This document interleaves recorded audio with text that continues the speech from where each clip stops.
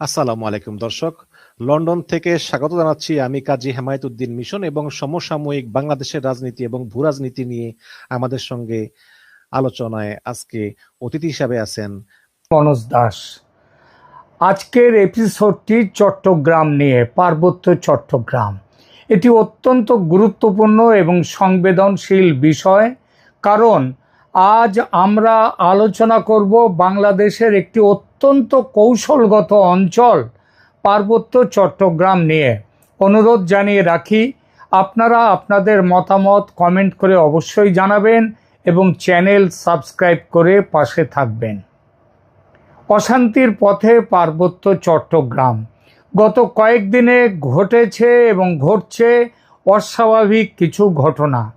পার্বত্য চট্টগ্রাম বিষয়ক মন্ত্রী দীপেন দেওয়ান মাত্র 3.5 মাসের মধ্যে পদত্যাগ করেছেন। সরকারিভাবে বলা হচ্ছে শারীরিক অসুস্থতা, কিন্তু রাজনৈতিক মহলে আলোচনা অন্যদিকে। কেউ শারীরিক অসুস্থতার কথা বিশ্বাস করছেন না। আজকের এই এপিসোডে আমরা দেখব পার্বত্য চট্টগ্রামের ইতিহাস কি, শান্তি চুক্তি কিভাবে হলো, কেন আবার অশান্তি ফিরে এলো এবং এই সমস্যার প্রতিক্রিয়া কি হতে পারে ভারতের পক্ষ থেকে। প্রথমে আসি ইতিহাসের দিকে। অবশ্যই জানতে হবে পার্বত্য চট্টগ্রামের অশান্তির মূল সূত্রপাত কবে থেকে। 1975 সাল থেকে 1981 সাল পর্যন্ত বাংলাদেশের রাষ্ট্রপতি ছিলেন জিয়াউর রহমান। তার আমলেই পার্বত্য চট্টগ্রামে একটি বিতর্কিত নীতি চালু করা হয়, যা নাগরিকরা বলে থাকেন নিরাপত্তা চশমার নীতি। এই নীতির মূল কথা ছিল পার্বত্য চট্টগ্রামের জনবিন্যাস পরিবর্তন করা, সমতল থেকে মুসলিম বসতি স্থাপন করা। এতে করে পার্বত্য জেলাগুলোর আদিবাসী জনসংখ্যার ওপর তীব্র প্রভাব পড়ে যায়। এই নীতির ফলে কি হয়েছিল? পার্বত্য চট্টগ্রামের পাহাড়ি জনগোষ্ঠী, পার্বত্য চট্টগ্রামের রাঙামাটি, খাগড়াছড়ি ও বান্দরবান, এই 3 জেলায় প্রধান পাহাড়ি জনগোষ্ঠীগুলো হলো চাকমা, মারমা, ত্রিপুরা, তাঞ্চা এবং ম্রো। এই অঞ্চলে ছোট বড় মিলিয়ে মোট 13টি আদিবাসী বা নৃগোষ্ঠী সম্প্রদায় বসবাস করে। প্রধান জনগোষ্ঠীর পাশাপাশি পার্বত্য অঞ্চলে বসবাসরত অন্যান্য ক্ষুদ্র নৃতাত্ত্বিক গোষ্ঠীগুলো হলো বম, পাংখোয়া, খুমি, লুসাই, খিয়াং, চাক, মুরাং ও গুর্খা।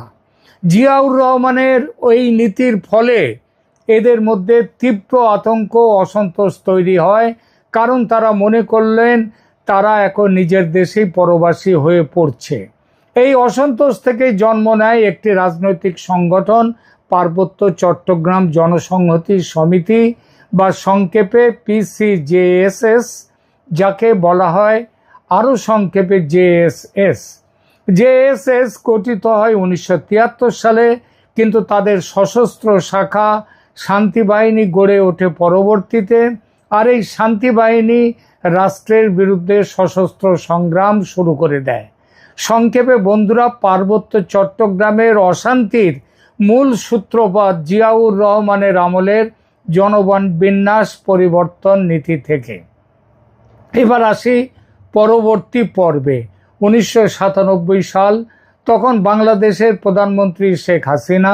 1997 সালের 2রা ডিসেম্বর শেখ হাসিনার সরকার এবং JSS এর মধ্যে স্বাক্ষরিত হয় পার্বত্য চট্টগ্রাম শান্তি চুক্তি। এই চুক্তির মূল উদ্দেশ্য কি ছিল? পার্বত্য অঞ্চলে দীর্ঘ 19 বছর ধরে চলা সশস্ত্র সংঘাতের অবসান ঘটানো, পাহাড়ি জনগোষ্ঠীর অধিকার স্বীকার করে নেয়া, আঞ্চলিক পরিষদ গঠন করা। চুক্তিতে মোট 72টি ধারা ছিল। এগুলোর মধ্যে ছিল আঞ্চলিক পরিষদ গঠন, ভূমি অধিকার, সাংস্কৃতিক অধিকার, স্থানীয় প্রশাসনিক ক্ষমতা প্রদান এবং সশস্ত্র সংগঠনগুলোর আত্মসমর্পণ। চুক্তির পর কি হয়েছিল? JSS এবং অন্যান্য সশস্ত্র সংগঠনগুলো তাদের আত্মসমর্পণ করে এবং তাদের অস্ত্র সমর্পণও করে। সংঘাত বন্ধ হয়, পার্বত্য অঞ্চলে তুলনামূলক শান্তি ফিরে আসে। এবার আসি বর্তমানে। 2009-এর জানুয়ারি থেকে 2024-এর 5ই আগস্ট পর্যন্ত প্রায় 15 বছর আওয়ামী লীগ ক্ষমতায় ছিল। এই 15 বছরে পার্বত্য চট্টগ্রামে কি হয়েছিল? প্রথমত, বড় কোনো সশস্ত্র সংঘাত হয়নি। চুক্তির পরবর্তীকালে পার্বত্য অঞ্চলে তুলনামূলক শান্তি বজায় ছিল। দ্বিতীয়ত, চুক্তির 72টি ধারার 69টি বাস্তবায়িত হয়েছে বলে সরকার দাবি করেছিল এবং সরকারের এই দাবির বড় কোনো বিরোধিতা হয়নি। তৃতীয়ত, আঞ্চলিক পরিষদ গঠিত হয়, যদিও 25 বছর ধরে নির্দিষ্ট বিধিমালা ছাড়াই কাজ চলছে বলে সমালোচনাও ছিল, তবুও সেটা মন্দের ভালো ছিল। অন্তত মূলবাসীদের গ্রহণযোগ্য একটা ফোরাম ছিল। অর্থাৎ আওয়ামী লীগের আমলে পার্বত্য চট্টগ্রাম তুলনামূলকভাবে শান্ত ছিল, বড় কোনো অশান্তি হয়নি। চুক্তির অধিকাংশ ধারাও বাস্তবায়িত হয়েছিল।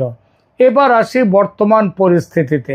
2024 সালের 5ই আগস্ট শেখ হাসিনার সরকারের পতন হলো। তারপর যে অস্থায়ী সরকার গঠিত হয় সেটা মূলত মুসলিম মৌলবাদী শক্তির নেতৃত্বে। তারা আওয়ামী লীগ প্রশাসনের যে মূলবাসীদের সঙ্গে সমন্বয় রেখে চলার মানসিকতা ছিল, সেটা এই নতুন সরকারের সঙ্গে যারা ছিল তাদের ছিল না। ফলে একের পর এক দ্বন্দ্ব শুরু হয় প্রায় তৎক্ষণাৎ। অশান্তির ঘটনা ঘটতে থাকে। মোহাম্মদ ইউনূসের অন্তর্বর্তী সরকার ক্ষমতা গ্রহণের সময় থেকেই পার্বত্য চট্টগ্রামে নতুন করে অশান্তি শুরু হয়। 2024 সালের September, October, November Khagrachari, Dighinala, রাঙামাটিতে সংঘাত, সহিংসতা, অগ্নিসংযোগ ও প্রাণহানির ঘটনা ঘটতে শুরু করে। স্থানীয়দের দাবি, পার্বত্য শান্তি চুক্তির সঠিক বাস্তবায়ন না হলে এই অঞ্চলে স্থায়ী শান্তি আসবে না। যে শান্তি এসেছিল কিছুটা শেখ হাসিনার সময়, সেটা চলে যায়। এই অশান্তির সময়েই গঠিত হয় তারেক রহমানের নেতৃত্বাধীন বিএনপি সরকার। এখানে আসে আজকের এপিসোডের অন্যতম মূল বিষয়। সরকার গঠনের 3.5 মাসের মাথায় 1 জুন 2026, 3 দিন আগে পার্বত্য চট্টগ্রাম বিষয়ক মন্ত্রী দীপেন দেওয়ান পদত্যাগ করেন। সরকারি বিবৃতি বলছে শারীরিক অসুস্থতার কারণেই তার পদত্যাগ, কিন্তু রাজনৈতিক মহলে অন্য আলোচনা। প্রথম সংশয় কি, সরকারের এই বক্তব্য কেন মানা যাচ্ছে না? কারণ দীপেন দেওয়ান পার্বত্য চুক্তির বাস্তবায়নে আন্তরিক ছিলেন। তিনি জেএসএস প্রধান সন্তু লারমার সঙ্গে প্রধানমন্ত্রী তারেক রহমানের আলোচনার পক্ষে ছিলেন, কিন্তু বিএনপি এটা চায়নি। বিএনপি সমঝোতা চায় না, সমন্বয় চায় না, বিরোধ চায়।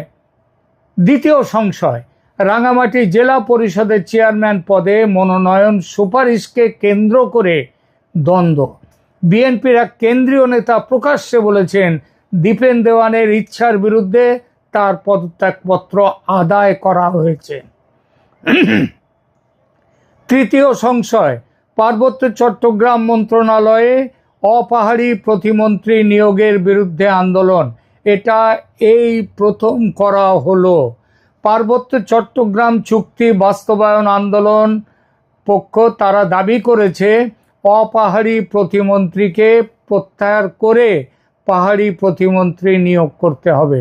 সুতরাং বন্ধুরা, দীপেন দেওয়ানের পদত্যাগ কেবল ব্যক্তিগত সিদ্ধান্ত নয়, এটি বিএনপি সরকারের মূলবাসীদের বিরুদ্ধে সেই জিয়াউর রহমানের অবস্থানেরই বহিঃপ্রকাশ। বিএনপি ঐতিহাসিকভাবে মূলবাসীদের বিরুদ্ধে, আর তাই মন্ত্রীকে পদত্যাগে বাধ্য করা হলো। এই অভিযোগ আদৌ অমূলক নয়। এখন আসি সবচেয়ে গুরুত্বপূর্ণ অংশে। এই যে পার্বত্য চট্টগ্রামের এই যে অশান্তির আগুন জ্বলে উঠছে, এখানে ভারতের ভূমিকা কি হবে এবং ভারত কিভাবে এর প্রতিক্রিয়া দেবে বা করবে। পার্বত্য চট্টগ্রাম অশান্ত হলে ভারত সরাসরি প্রভাবিত হয়। কেন? প্রথম কারণ, পার্বত্য চট্টগ্রাম ভারতের ত্রিপুরা, মিজোরাম এবং আসাম রাজ্যের সঙ্গে সীমান্ত জুড়ে অবস্থিত। অস্থিরতা হলে তা সরাসরি ভারতের সীমান্ত নিরাপত্তাকে প্রভাবিত করে, সেই সঙ্গে উদ্বাস্তু ঢল প্রবাহিত হয় ভারতের দিকে। দ্বিতীয় কারণ, চট্টগ্রাম বন্দর এটি বাংলাদেশের সবচেয়ে বড় বন্দর। এই বন্দর বাংলাদেশে চীনের প্রবেশ পথ। বাংলাদেশ এই বন্দর নিয়ে ভারতকে অবিরাম ভয় দেখিয়েছে, গত প্রায় 2 বছর ব্ল্যাকমেল করেছে। মোহাম্মদ ইউনূস চীনে গিয়ে বলে এসেছিলেন, we are the garden of the ocean. চীনকে নিমন্ত্রণ দিয়েছিলেন, তোমরা এখন এই জায়গা দিয়ে বাংলাদেশে এসো, দখল করো ভারতের 7 সিস্টার্স। ভয় দেখায় বাংলাদেশ চীনকে দিয়ে শিলিগুড়ি করিডর বা ভারতের চিকেন স্নেককে বিচ্ছিন্ন করে 7 সিস্টার্সকে কেড়ে নেবে। অথচ বাংলাদেশের নিজের একটা নয়, দুটো চিকেন স্নেক আছে। এসেই কাঁচের ঘরে থেকে অন্যের ঘরে ঢিল মারতে নেই সেই গল্প। বাংলাদেশের চিকেন স্নেক দুটো, একটা উত্তরে আর একটা দক্ষিণে। দক্ষিণেরটা চট্টগ্রামের মুখে, ত্রিপুরা থেকে সমুদ্রের খুব কাছে, মাত্র 20 কিলোমিটার। কেটে দিলে পুরো চট্টগ্রাম বিচ্ছিন্ন। অসমের মুখ্যমন্ত্রী হিমন্ত বিশ্ব শর্মা বলেছেন, ভারতের নজর আছে বাংলাদেশের 2 চিকেন স্নেকের ওপরে। এই চিকেন স্নেক যদি কেটে যায়, অর্থাৎ যদি পার্বত্য চট্টগ্রামে অস্থিরতা হয় এবং চট্টগ্রাম বন্দর বন্ধ হয়ে যায়, তাহলে ভারত তার নিজের স্বার্থে এদিকে নজর দেবে। আর সেটা দিলে বাংলাদেশের খেল খতম, পয়সা হজম। পার্বত্য চট্টগ্রামের অস্থিরতা ভারতের জন্য গুরুতর হুমকি। 2 দেশের এখন যে সম্পর্ক, এবং সম্পর্ক যেভাবে ক্রমশ খারাপের দিকে চলেছে, তাতে ভারত যদি চট্টগ্রাম নিয়ে কোনো নির্ণায়ক পদক্ষেপ নেয়, তাহলে অবাক হওয়ার কিছু নেই। সুতরাং বন্ধুরা, ভারত পার্বত্য চট্টগ্রামের ঘটনাগুলো সতর্কভাবে পর্যবেক্ষণ করছে। আর অশান্তি যদি বাড়তে থাকে, ভারত ব্যবস্থা নিতে বাধ্য হতেও পারে, এবং সেটা করবার জন্য ভারত তৈরি। ভারত ত্রিপুরা থেকে সমুদ্র অবধি মাত্র 20 কিলোমিটারের দখল নিলেই পুরো চট্টগ্রাম বিচ্ছিন্ন। গার্ডিয়ান অফ ওশান তখন দেশ ছেড়ে বেরোবার পথ পাবেন না। তারেক রহমানের মনে রাখা উচিত, ভারত এখন আর নরম সরম রাষ্ট্র নয়, ব্যানানা স্টেট নয়। তার প্রমাণ অপারেশন সিন্দুর। ঘর মে ঘুষকে মারেঙ্গে, মোদি বলেছেন, এবং তা করেছেন কাজে। সুতরাং পার্বত্য চট্টগ্রামে আগুন লাগাবার আগে তারেক রহমান ও তার জামাতি বন্ধুরা একবার নয় 10 বার ভাবুন। মনে রাখবেন, ভারত কিন্তু নজর রেখেছে। মিস অ্যাডভেঞ্চার কিন্তু অনেক সময় অনেক মূল্য আদায় করে। ইতিহাসে তার অনেক উদাহরণ আছে, তাই নাকি?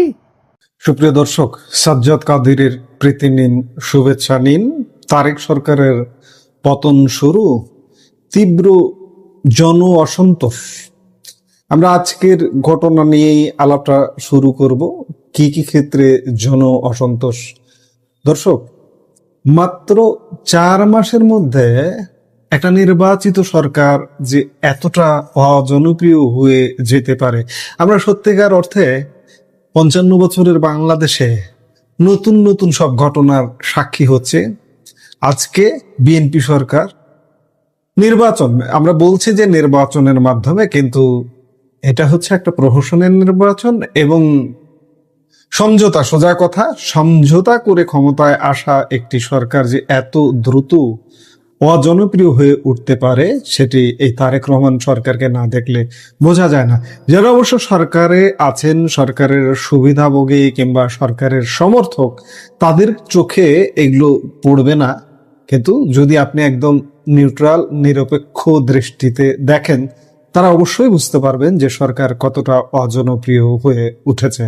বাংলাদেশে এই মুহূর্তে এক চরম অশান্ত ও অস্থির পরিস্থিতি তৈরি হয়েছে। সাধারণ মানুষের পকেটে বড় ধরনের কোপ পড়েছে। বাংলাদেশে নতুন করে আবার আজকেই বাড়ানো হলো বিদ্যুতের দাম। হ্যাঁ, ঠিকই শুনেছেন, পাইকারি ও খুচরা উভয় পর্যায়ে বিদ্যুতের দাম এক ধাক্কায় অনেকটা বাড়িয়ে দেওয়া হয়েছে। আর সবচেয়ে বড় কথা হলো এই নতুন দাম কিন্তু আগামী মাস থেকে নয়, অর্থাৎ এই যে আজকে আমরা 3 জুন কথা বলছি, এই জুন মাস থেকেই অর্থাৎ 1 জুন থেকেই বিদ্যুতের এই বর্ধিত দাম কার্যকর হচ্ছে। হঠাৎ করে বিদ্যুতের এই লাগামহীন মূল্য বৃদ্ধি কেন? এর পেছনে কি রাজনীতি রয়েছে? আর এই মূল্য বৃদ্ধির পর দেশের রাজনৈতিক অঙ্গনে বিশেষ করে বর্তমান সরকারের জনপ্রিয়তায় কতটা ধস নেমেছে? শুধু বিদ্যুতের দাম নয়, আরো নানান কিছু বাড়বার ঘটনা আছে, আমরা পর্যায়ক্রমে সেগুলোতেও আসছি। আজ বুধবার ঢাকার রমনায় অবস্থিত ইঞ্জিনিয়ার ইনস্টিটিউশন বা আইইবি ভবনে একটি গুরুত্বপূর্ণ সংবাদ সম্মেলনের আয়োজন করা হয়েছিল। আর এই সংবাদ সম্মেলনের আয়োজন করেছিল বাংলাদেশ এনার্জি রেগুলেটরি কমিশন, সংক্ষেপে যাকে আমরা বলি বিইআরসি। এই সংবাদ সম্মেলনে বিইআরসির বর্তমান চেয়ারম্যান জালাল আহমেদ স্বয়ং উপস্থিত হয়ে বিদ্যুতের দাম বাড়ানোর এই আনুষ্ঠানিক ও কঠোর ঘোষণাটি দেন। চেয়ারম্যান জালাল আহমেদ স্পষ্ট জানিয়ে দিয়েছেন যে এখন থেকে পাইকারি ও খুচরা দুই স্তরে বিদ্যুতের জন্য জনগণকে অনেক বেশি গাটের পয়সা খরচ করতে হবে। আসুন একটু হিসাবটা খুঁটিয়ে দেখা যাক ঠিক কতটা পকেট কাটা যাচ্ছে সাধারণ মানুষের। বিইআরসির চেয়ারম্যানের দেওয়া তথ্য অনুযায়ী পাইকারি পর্যায়ে আগে প্রতি ইউনিট বিদ্যুতের দাম ছিল 7 টাকা, সেখান থেকে এক ধাক্কায় 1 টাকা 39 পয়সা বাড়িয়ে নতুন দাম নির্ধারণ করা হয়েছে 8 টাকা 39 পয়সা। অর্থাৎ পাইকারি পর্যায়ে বিদ্যুতের দাম বাড়লো 19.85%, প্রায় 20% কাছাকাছি বৃদ্ধি। খুচরা বা গ্রাহক পর্যায়ে অর্থাৎ আপনারা যারা সাধারণ মানুষ বাড়িতে বিদ্যুৎ ব্যবহার করেন তাদের ক্ষেত্রে আগে প্রতি ইউনিটের দাম ছিল 9 টাকা 11 পয়সা, সেখান থেকে 1 টাকা 52 পয়সা বাড়িয়ে এখন নতুন দাম নির্ধারণ করা হয়েছে 10 টাকা 63 পয়সা। শতাংশের হিসাবে গ্রাহক পর্যায়ে দাম বাড়ানো হলো 16.68%। ভাবতে পারছেন কি ঘটতে যাচ্ছে? এর আগে এই দাম বাড়ানোর বিষয়টি নিয়ে কিন্তু হুট করে সিদ্ধান্ত হয়নি। গত 20 ও 21 মে বিইআরসি এ বিষয়ে একটি গণশুনানি করেছিল, কিন্তু সেই গণশুনানির ফলাফল কি হলো? ঘুরে ফিরে সেই জনগণের উপরে বিশাল খরচের বোঝা চাপিয়ে দেওয়া হলো। এখন প্রশ্ন হচ্ছে, শুধু কি বিদ্যুতের দামই বেড়েছে? না বন্ধুরা, এখানেই শেষ নয়। এর আগে বাংলাদেশে জ্বালানি তেলের এক দীর্ঘ ক্রাইসিস বা সংকট চলছিল, আর সেই দীর্ঘ জ্বালানি সংকটের পর অলরেডি 2 ধাপে তেলের দাম বাড়ানো হয়েছে। তারও আগের ইতিহাস যদি আমরা দেখি তবে দেখব সাধারণ মানুষের রান্নাঘরের অতি প্রয়োজনীয় উপাদান 12 কেজি সিলিন্ডার গ্যাসের দাম 2 দফায় মোট 599 টাকা বৃদ্ধি করা হয়েছিল। চিন্তা করতে পারেন, 599 টাকা বাড়ানো হয়েছিল এলপিজি সিলিন্ডারের দাম, মানে 600 টাকা। 1 টাকা কমিয়ে দেখানো হয় যাতে ফিগারটা একটু ছোট শোনায়, একটু স্লিম দেখা যায় যাতে ফিগারটা। কিন্তু এরপর যা ঘটলো তাকে এক প্রকার তামাশা বা নাটক ছাড়া আর কিছুই বলা যায় না। গত 2 জুন অত্যন্ত নাটকীয় ভাবে এই 12 কেজি সিলিন্ডারের দাম মাত্র 55 টাকা কমানো হয়েছে এবং বর্তমানে এর দাম নির্ধারণ করা হয়েছে 1885 টাকায়। একটু ঠান্ডা মাথায় ভাবুন তো বন্ধুরা, বাড়ালেন 599 টাকা আর কমালেন 55 টাকা। একে নাটক ছাড়া কি বা বলা যেতে পারে? এই যে 55 টাকা কমানো হলো, এতে সাধারণ জনগণের কি লাভ হলো? লাভ তো কিছুই হলো না, উল্টো চোখের সামনে জনগণকে বোকা বানানো হলো। আর এখানে সাধারণ মানুষের মনে ক্ষোভ জমছে যে কোনো সময় হয়তো লাইনের গ্যাসের দামও আবার বাড়িয়ে দেওয়া হবে। অর্থাৎ মানুষের সামগ্রিক জীবনযাত্রা এখন এক চরম অস্বস্তিতে ভরে উঠছে। বাজারের সব কিছুর দাম আকাশ ছোঁয়া, তার উপর বিদ্যুৎ ও গ্যাসের এই অবস্থা। এবার আসা যাক এই চরম অর্থনৈতিক সংকটের রাজনৈতিক প্রভাবে। অত্যন্ত পরিতাপের বিষয় হলো এই বিএনপি সরকারের পরিচালিত দেশে আজ কোনো সেক্টরেই কোনো স্বস্তির খবর নেই। শিক্ষা, স্বাস্থ্য, অর্থনীতি, কর্মসংস্থান কিংবা জ্বালানি, সবখানে হাহাকার। নেই দেশে কোনো বিনিয়োগ, আর এই কারণেই দেশের সাধারণ মানুষ এখন এক কঠিন জন অসন্তোষের মধ্য দিয়ে দিন কাটাচ্ছেন।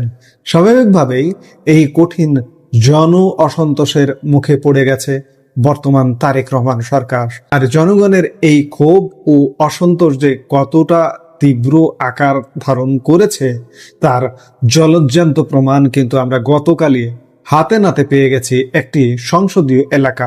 আপনারা নিশ্চয়ই একটি ভাইরাল ভিডিও দেখেছেন।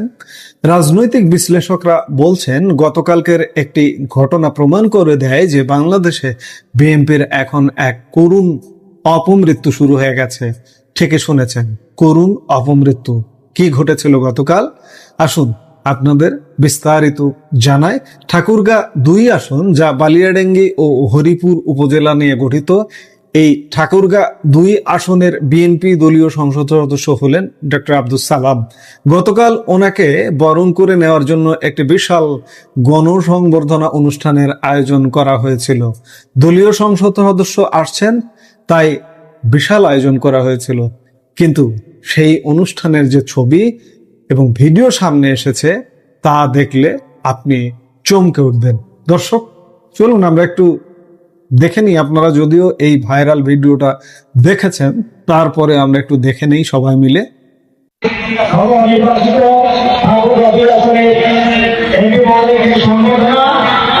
বর্তমানে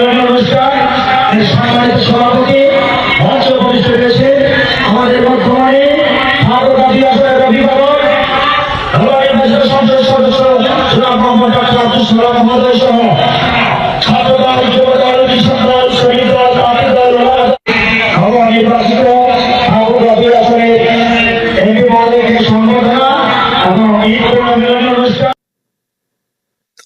গোটা অনুষ্ঠান জুড়ে ছিল একদম জনমানব শূন্য দর্শক সারি, চেয়ারগুলো সব খালি পড়েছিল, মাঠে কোনো মানুষ ছিল না। একজন দলীয় এমপির গণসংবর্ধনায় এই জনশূন্যতা কি প্রমাণ করে? এটা পরিষ্কার প্রমাণ করে যে এই মুহূর্তে বিএনপির সাথে দেশের সাধারণ জনগণ আর নেই। মানুষ তাদের ভুল নীতি, দাম বৃদ্ধি আর নাটকের রাজনীতির কারণে মুখ ফিরিয়ে নিয়েছে। এমনকি দলের অভ্যন্তরে, সরকারের অভ্যন্তরেও নানা রকম অসন্তোষ বিরাজ করছে এবং অসন্তোষের বহিঃপ্রকাশ 2-1টা আপনারা দেখেছেন। গত পরশু পার্বত্য চট্টগ্রাম বিষয়ক মন্ত্রী দীপেন দেওয়ান মন্ত্রিত্ব থেকে পদত্যাগ করেছেন। বাংলাদেশের ইতিহাসে এটিও একটি নজিরবিহীন ঘটনা। মাত্র 3.5 মাসের একটি সরকারের একজন ক্যাবিনেট মিনিস্টার পদত্যাগ করেছেন এবং আমরা যেটি শুনতে পাচ্ছি যে আরো অনেকেই হয়তো ভাবছেন আমরা পথ ছেড়ে দেব। তো বন্ধুরা, সব মিলিয়ে পরিস্থিতি যা দাঁড়াচ্ছে, একদিকে 1 জুন থেকে কার্যকর হওয়া বিদ্যুৎ ও গ্যাসের এই আকাশছোঁয়া দাম, তেলের ক্রাইসিস, আর অন্যদিকে মাঠ পর্যায়ে সাধারণ মানুষের তীব্র প্রত্যাখ্যান। বালিয়াডাঙ্গি, হরিপুরের ফাঁকা মাঠ আর ডক্টর আব্দুল সালামের জনশূন্য গণসংবর্ধনা স্পষ্ট বার্তা দিচ্ছে যে তারেক রহমান সরকারের পায়ের তলার মাটি এখন অনেকটাই সরে গেছে। অর্থনৈতিক অস্বস্তি যখন রাজনৈতিক অসন্তোষে রূপ নেয়, তখন যে কোনো সরকারের জন্য টিকে থাকা কঠিন হয়ে পড়ে। এই যে 599 টাকা বাড়িয়ে 55 টাকা কমানোর নাটক, কিংবা 16 থেকে 20% বিদ্যুতের দাম বাড়ানো, এতে কি তারেক রহমান সরকার সত্যি বড় বিপদে পড়ে যাচ্ছে? ঠাকুরগাঁয়ের ওই শূন্য প্যান্ডেল কি সত্যি বিএনপির করুণ অপমৃত্যুর পূর্বাভাস?